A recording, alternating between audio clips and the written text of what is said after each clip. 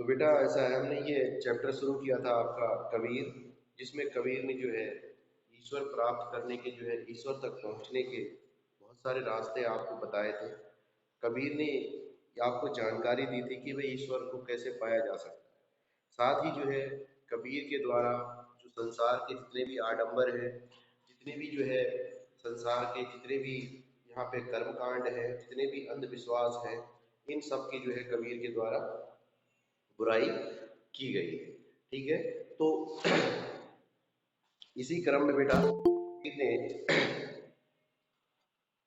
आपको कई सारी चीजों के बारे में बताया कि अंधविश्वास क्यों नहीं मानने हैं, ईश्वर को किस तरह से पाया जा सकता है, ईश्वर कहाँ मिलते हैं, कहाँ नहीं मिलते हैं, ईश्वर प्राप्ति का जो मार्ग है वो कौन सा होता है, ये चीजों के बारे में कबीर ने बताया।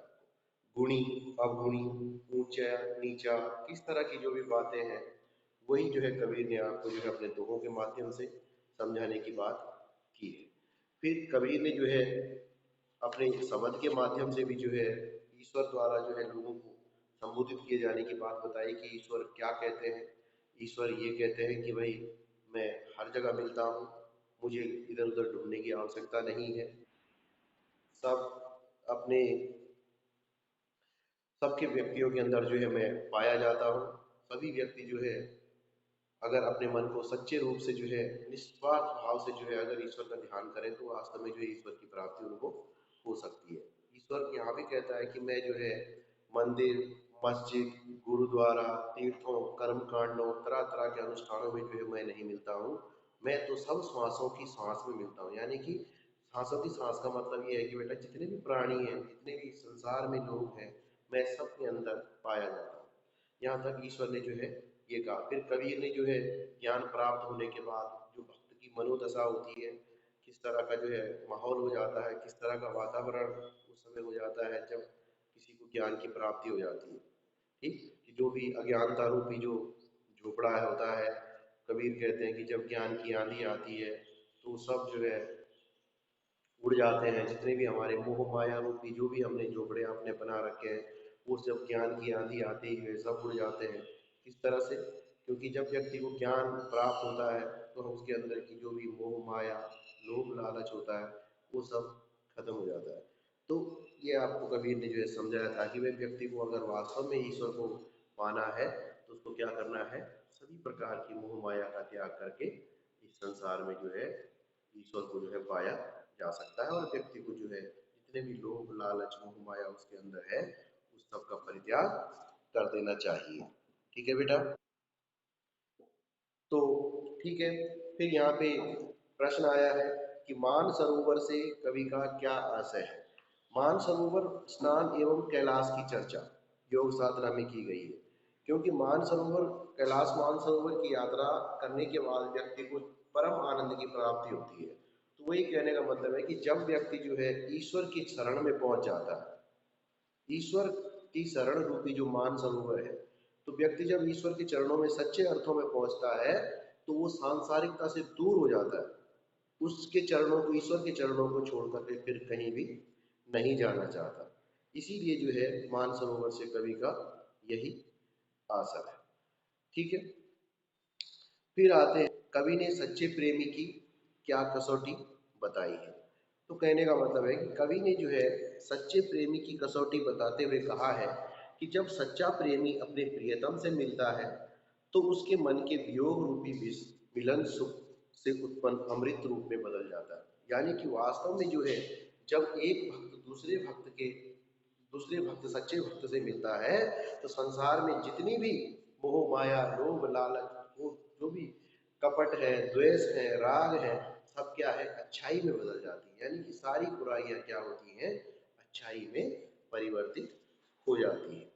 ठीक है बेटा, सहज समाधि, सहज समाधि से जो है व्यक्ति को, जो समाधि का मतलब होता है बेटा ध्यान, तो सहज समाधि के ज्ञान को महत्व जो है कवि ने देते हुए कहा कि सहज ध्यान के बाद प्राप्त ज्ञान को जो है कवि महत्व देते हैं कि हमें जो है ईश्वर को जो है सच्चे मन से उसका स्मरण करके जो है उसको प्राप्त कर सकते हैं।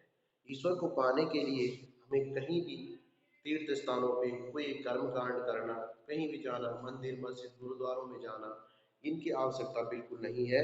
कबीर ये कहते हैं कि व्यक्ति का जब अपना मन साफ हो जाता है तो उसको जो है ईश्वर उसको स्वतः ही मिल जाते हैं।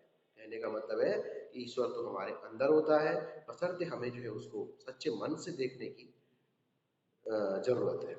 ठीक है बेटा। फिर संकीर्णताएं, संकीर्णताओं की ओर जो है कबीर ने कुछ उदाहरण दिए हैं कि संकीर्णताएं कौन कौन सी हैं। संकीर्ण मीन्स जो हमारी छोटी सोच होती है।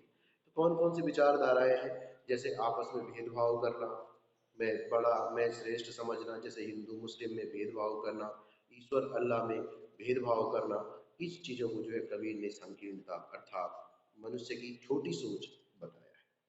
ठीक है बेटा। फिर ऊंचे कुल का जन्मिया वाला आपने पढ़ा था कि करनी ऊंच ना हो, सुवरन कलश सुरय वरा, साधु निंदा सोए। तो कबीर ने जो है किसी व्यक्ति की पहचान उसके कुल से होती है या उसके कर्मों से। उत्तर दीजिए, यहाँ पे क्वेश्चन है आपके पास। तो कबीर कहते हैं कि व्यक्ति जो है, वास्तव में कबीर के अनुसार व्यक्ति की पहचान उसके कर्मों के द्वारा होती है, कुल से नहीं। उदाहरण कबीर ने दिया है कि अगर व्यक्ति ऊंचे कुल में भी पैदा हुआ है और उसके काम अच्छे नहीं हैं, तो वह क्या है, उसका जीवन बेहतर बेकार है। ठीक, क्यों?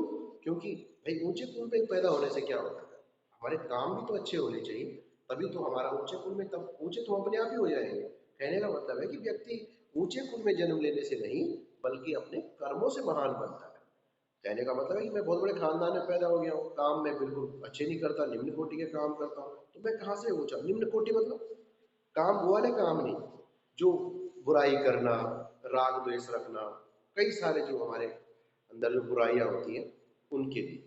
ठीक है, छोटे काम का मतलब है कि जो संकीर्ण विचारधारा का हूँ, मैं कितने बड़े खानदान का हूँ, मेरी सोच बिल्कुल अच्छी नहीं है, तो मैं वास्तव में जो है बड़ाई का पात्र नहीं हो सकता। तो यही एक कबीर कहते हैं कि अगर कोई व्यक्ति अच्छे काम करता है, भले ही वो छोटे कुल में पैदा हो, निम्न खानदान में पैदा हुआ हो, लेकिन वो बड़ा कहलाता है। व्यक्ति को जो है पहचान उसके कर्मों के अनुसार मिलती है। आपने देखा भी होगा कि बहुत सारे लोग जो है बहुत गरीब हुए हैं, लेकिन अपने कर्मों के बल पे उन्होंने जो है अपनी प्रतिष्ठा बनाई। आपने हमारे जो एपीजे अब्दुल कलाम साहब थे, आपने उनके बारे में सुना होगा कि बचपन में अखबार बांटा करते थे, लेकिन अपनी प्रतिभा के बल पे, अपनी मेहनत के बल पे, अपने जज्बे के बल पे आज उन्होंने जो है मिसाइल मैन ऑफ इंडिया के नाम से उनको जाना जाता है, और भारत के महामहिम सबसे सर्वोच्च पद राष्ट्रपति पद पे भी जो है वो विराजमान हुए। ये वर्तमान की बात है, लेकिन अब तो उनकी मृत्यु हो चुकी है, पर फिर भी मतलब एक छोटे स्तर से जो है उन्होंने एक राष्ट्रपति तक पद तक का सफर तय किया। तो व्यक्ति भाई, अगर अगर ऐसा होता तो मुझे खानदान वाले ही सारे डॉक्टर मजिस्ट्रेट होते। तो यही है कहने का मतलब कि व्यक्ति जो है अपने कर्मों से बड़ा होता है, बल्कि जो है उसकी जाति धर्म के आधार पर उसको जो है बड़ा नहीं कहा जा सकता, उसके खानदान के आधार पर बड़ा नहीं कहा जा सकता। ठीक है बेटा। ठीक। हस्ती चढ़िए ज्ञान की, सहज दुरीचा डाल, स्वान रूप संसार है मुकंद चकमा। यानी कबीर कह रहे हैं कि अगर व्यक्ति को जो है, जब भाई ज्ञान रूपी ज्ञान को जो है बड़ा कहा गया, तो बड़ा मीन्स अब यहाँ पे घोड़े की सवारी से बड़ा तो हाथी की सवारी वाली बात होती है। तो कवि ने कहा ज्ञान रूपी हाथी की सवारी करना सम्मान की बात है। दूसरा, सहज करने का मतलब है कि सहज ध्यान या समाधि। जब हम ज्ञान को प्राप्त करने जाएंगे तो बड़ी सहजता के साथ हमें जाना है, विचलित नहीं होना है। स्वान रूप संसार, यानी कि ऐसे ज्ञानी की आलोचना करने वाले जो है इस संसार में बहुत हैं। जो व्यक्ति ज्ञानी होता है उसकी आलोचना करने वाले भी लोग जो है इस संसार में बहुत अधिक होते हैं। इसलिए जो है व्यक्ति को सहजता के साथ ज्ञान प्राप्ति के रास्ते पे चलना चाहिए, क्योंकि अगर व्यक्ति विचलित हो जाएगा, लोगों की बातें सुनेगा, तो क्या होगा, उसका अपने रास्ते से वो भटक सकता है। इसलिए कबीर कहते हैं कि हे मनुष्य, जब तू ज्ञान प्राप्त करने जाएगा तो तुझे क्या करना है, अपने सहजता के साथ उस पथ पर चलना है, क्योंकि ये संसार तो कुछ ना कुछ कहता रहेगा, अज्ञानी संसार है, कुत्ते की तरह भौंकता रहेगा। इसलिए तू अपने पथ से विचलित नहीं होना, तो किसी बात की चिंता मत करना। ठीक है बेटा। तो इस तरह से जो है कबीर ने जो है कुत्तों के भौंकने पर जो है जो भी आलोचक होते हैं उनकी परवाह न करने की यहाँ पे सलाह दी है। दूसरा है शबद का। शबद में क्या था बेटा, कि मनुष्य जो है, सीधे सीधे बात है, मनुष्य जो है ईश्वर को कहाँ कहाँ ढूंढता है आज तक, हम खुद ही देख लो। मनुष्य ईश्वर को जो है मंदिर, मस्जिद, गुरुद्वारा, कैलाश पर्वत, विभिन्न क्रियाकलाप, धार्मिक अनुष्ठान, पूजा पाठ, इन जगहों पे ढूंढता है, लेकिन ईश्वर मिलते नहीं है। ईश्वर जो है कहाँ मिलते हैं? मन के अंदर। सच्चे मन से जो है जब हम उसका ध्यान करते हैं, अपने मन को साफ रखते हैं, तो हमें वास्तव में जो है ईश्वर की प्राप्ति हो जाती है। यानी कि हम अगर किसी के प्रति हमारे मन में कोई वैर भावना नहीं होती है, या हम सबको एक समान समझते हैं, तो वास्तव में हमें ईश्वर की प्राप्ति हो चुकी है। अगर हमारे मन में लोभ, लालच, मोह माया रहेगी, तो हम कभी भी सच्चे अर्थों में ईश्वर को जान ही नहीं पाएंगे। आप देखते होंगे कि लोग ईश्वर को कहाँ कहाँ ढूंढते हैं? मंदिर, मस्जिद, गुरुद्वारा, चर्च, अलग अलग स्थानों पर ढूंढते फिरते हैं। लेकिन सच बात तो है कि ईश्वर यहाँ नहीं मिलते हैं। ईश्वर जो है हर व्यक्ति के अंदर है, हर प्राणी के अंदर होते हैं, हर वस्तु के अंदर जो है ईश्वर का निवास होता है। ठीक है बेटा। फिर कबीर ने जो है ईश्वर को प्राप्त करने के लिए जो विश्वास है, कौन कौन से विचारधारा थे जिनका खंडन किया? खंडन में जिनको कबीर ने कहा कि भाई ऐसा नहीं होता, तो कबीर ने जो है ईश्वर को पाने के लिए मंदिरों में जाना, मस्जिदों में जाना, काबा, कैलाश जाना, काशी की यात्राएं करना, इन चीज़ों का विरोध किया है। कबीर कहते हैं कि भाई यहाँ पे ईश्वर नहीं मिलते, ठीक है, इसलिए जो है आप बहुत सारे लोग जो है इतने लंबे लंबे चोगे पहन लेते हैं, माला लंबी लंबी जपते हैं, माला तिलक लगाते हैं, ये चीज़ें इनमें जो है ईश्वर की प्राप्ति नहीं होती है। तो कबीर इन चीज़ का बिल्कुल विरोध करते हैं। ठीक। ईश्वर को सब श्वासों की सांस क्यों कहा गया होता है? कि ईश्वर इसलिए कहा है कबीर ने कि ईश्वर जो है आत्मा में निवास करता है, यानी कि प्रत्येक व्यक्ति की आत्मा के अंदर। सांस का मतलब क्या होता है? सांस का मतलब जीवित प्राणी से होता है। सांस मेन चीज होती है, अगर सांस ही नहीं आएगी तो आदमी मर जाएगा। तो सांसों की सांस का मतलब है कि हर व्यक्ति के अंदर जो है ईश्वर, जीवित जितने भी प्राणी है, सबके अंदर जो है ईश्वर विराजमान है। फिर कबीर ने जो है ज्ञान के आगमन की तुलना सामान्य हवा से ना करके आंधी से क्यों की? देखो, हवा दो प्रकार की होती है। एक होती है सामान्य जो हवा चलती है, जो हम सांस ले ही रहे हैं। एक होती है आंधी। तो आप देखते हैं कि जब भी बेटा बड़ा तूफान आता है, तो कुछ ना कुछ चेंज करके जाता है। देखते ना आप अपने आसपास, जब तेज हवाएं चलती हैं, तो कभी किसी का बोर्ड गिर जाता है, कभी किसी की जो है कहीं पर कोई सामान रखा हो आड़े से टेढ़ा हो जाता है, मतलब कुछ ना कुछ चेंज होता है जब तूफान आता है। तो यहाँ पे कबीर ने जो है ज्ञान की आंधी से जो है कहा कि ज्ञान की आंधी आने से जो है भक्त के जीवन पे बड़ा प्रभाव पड़ता है। भक्त के अंदर के जितने भी राग, द्वेष, दुर्गुण होते हैं, वो क्या हो जाते हैं? समाप्त हो जाते हैं। जैसे आंधी आने पे जो है, जैसे मैंने बोला, छप्पर उड़ जाते हैं, बहुत सारी चीजें, बोर्ड उड़ जाते हैं लोगों के, तो उसी तरह से। और आंधी आने के बाद क्या होती है? दो चार बूंदे वर्षा की अवश्य होती है। तो वैसे ही जब ज्ञान आता है, तो व्यक्ति के अंदर की जो है, जो अज्ञानता है, अंधविश्वास होते हैं, वो सारे समाप्त हो जाते हैं। फिर ज्ञान की आंधी का भक्त के जीवन पे क्या प्रभाव पड़ता है? ज्ञान की आंधी जब आती है, तो भक्त जो है प्रेम रूपी वर्षा के जल में जो है क्या करता है? स्नान करता है। ठीक। अब स्नान करता है, तो यही कहने का मतलब है कि उसका जो अज्ञान रूपी अंधेरा है, उस समय क्या हो जाता है?